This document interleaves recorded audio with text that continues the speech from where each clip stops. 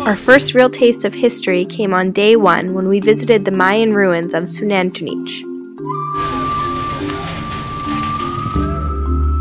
It was foggy and rainy and misty that day at Sunantunich, but we just blamed it on Chak, the Mayan rain god, whose face actually appears on some of the temples there.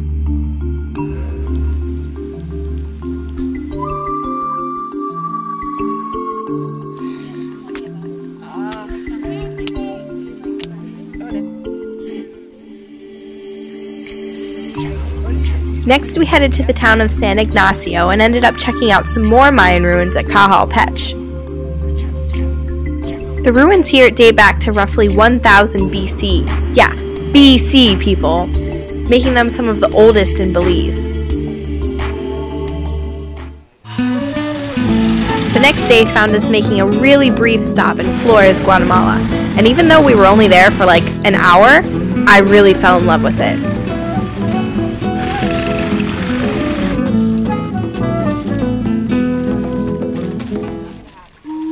We didn't stick around in Flores because we were headed to Tikal.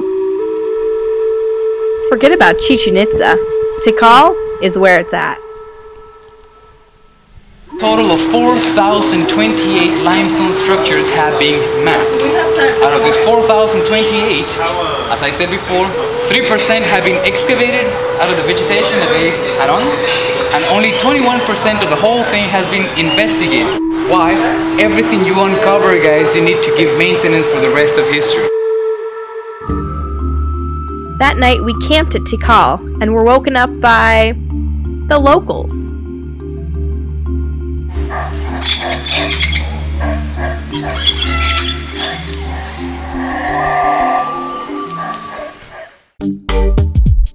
Then it was finally time to wave goodbye to the mainland and say hello to the Keys.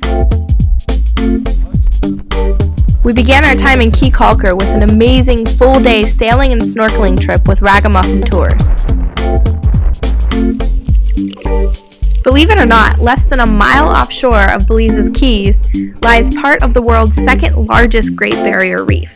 It's huge, massive, and you'd better believe that I took advantage of it.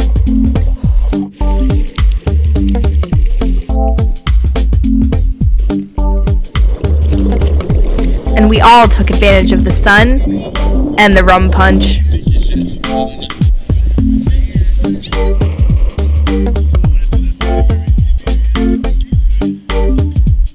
The rest of our time was spent consuming seafood, exploring the island of Key Calker, and of course, spending a ton of time at the Split.